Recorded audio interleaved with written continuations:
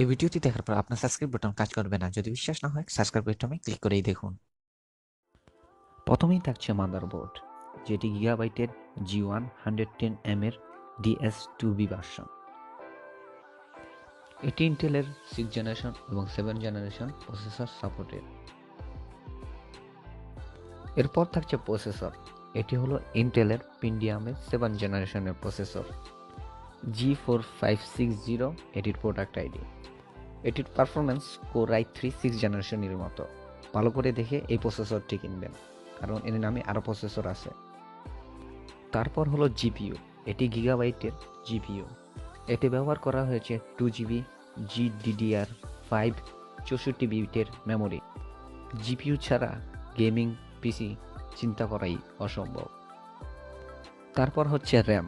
Personally I like G scale, কিন্তু Kingston এই মেমোরিটি অনেক ভালো।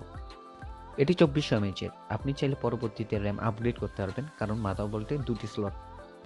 ব্যক্তিগতভাবে আমি WD-100 পছন্দ করি, বাকিটা চার্জার ইচ্ছে।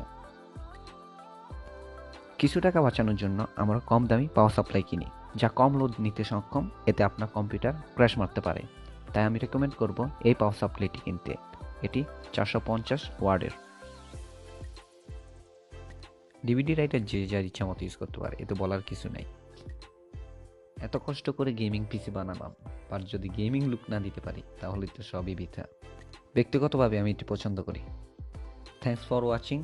ভিডিওটি ভালো লাগলে লাইক, কমেন্ট, শেয়ার করবেন। See you again.